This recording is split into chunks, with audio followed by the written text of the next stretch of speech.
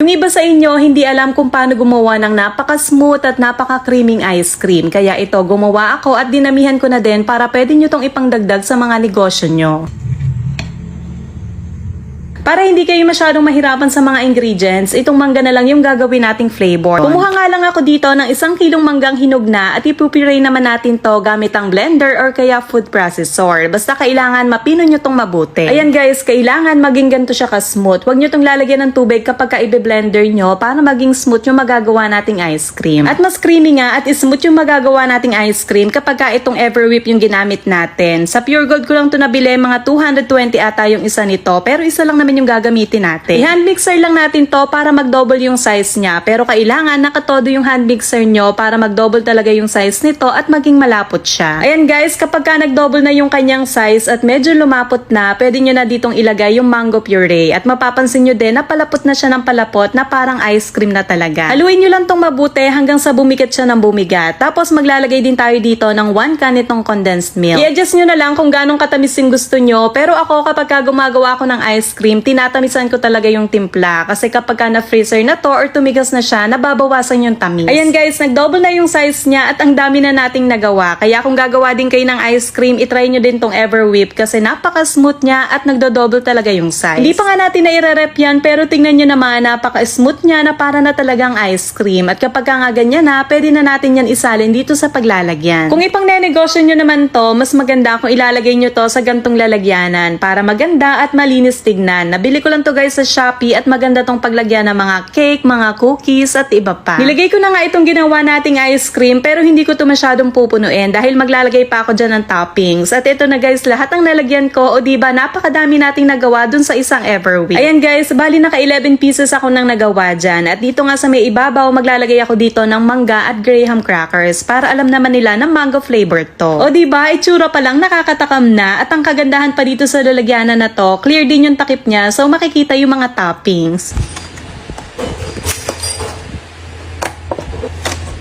Pwede nyo nga tong ipang merienda lang. Nako, sigurado magugustuhan to ng mga kids nyo. At pwede nyo din naman tong ipang negosyo. Kayo na ang bahala sa presyo. 100 to 120 each pwede na. Ito namang pinaglagyan ko. Ilalagay ko na lang yung link nito dito sa comment section para kung gusto nyo din magtinda nito.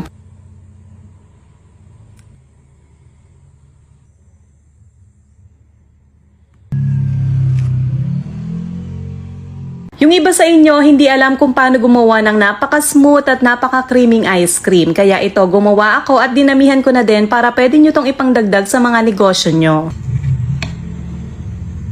Para hindi kayo masyadong mahirapan sa mga ingredients, itong mangga na lang yung gagawin nating flavor. Kumuha nga lang ako dito ng 1 kilong manggang hinog na at ipupuree naman natin to gamit ang blender or kaya food processor. Basta kailangan mapino nyo tong mabuti. Ayan guys, kailangan maging ganito siya ka-smooth. Huwag nyo tong lalagyan ng tubig kapag ka-i-blender nyo para maging smooth yung magagawa nating ice cream. At mas creamy nga at smooth yung magagawa nating ice cream kapag ka itong Everwhip yung ginamit natin. Sa Pure Gold ko lang to nabili, mga 220 ata yung isa nito, pero isa lang naman yung gagamitin natin. I-hand mixer lang natin to para mag-double yung size niya. Pero kailangan nakatodo yung hand mixer nyo para mag-double talaga yung size nito at maging malapot siya. Ayan guys, kapag ka nag-double na yung kanyang size at medyo lumapot na, pwede nyo na ditong ilagay yung mango puree. At mapapansin nyo din na palapot na siya ng palapot na parang ice cream na talaga. Haluin nyo lang tong mabuti hanggang sa bumigat siya ng bumigat. Tapos maglalagay din tayo dito ng 1 can itong condensed milk. I-adjust nyo na lang kung ganong katamis yung gusto nyo. Pero ako kapag ka gumagawa ako ng ice cream, tinatamisan ko talaga yung timpla kasi kapag ka na-freezer na to or tumigas na siya, nababawasan yung tamis. Ayan guys, nag-double na yung size niya at ang dami na nating nagawa. Kaya kung gagawa din kayo ng ice cream, itry nyo din tong Everwhip kasi napaka-smooth niya at nagdo-double talaga yung size. Hindi pa nga natin na i-rep yan pero tingnan nyo naman, napaka-smooth niya na para na talagang ice cream. At kapag ka nga ganyan na, pwede na natin yan isalin dito sa paglalagyan. Kung ipang nenegosyo nyo naman to, mas maganda kung ilalagay nyo to sa gantong lalagyanan para maganda at malinis tignan. Nabili ko lang to guys sa Shopee at maganda tong paglagyan ng mga cake, mga cookies at iba pa. Nilagay ko na nga itong ginawa nating ice cream pero hindi ko to masyadong pupunuin dahil maglalagay pa ako dyan ng toppings. At ito na guys, lahat ng nalagyan ko o diba napakadami nating nagawa dun sa isang Everwhip. Ayan guys, bali naka 11 pieces ako nang nagawa dyan. At dito nga sa may ibabaw, maglalagay ako dito ng mangga at graham crackers para alam naman nila na mango flavor to. O diba, itsura pa lang nakakatakam na at ang kagandahan pa dito sa lalagyanan na to, clear din yung takip niya so makikita yung mga toppings.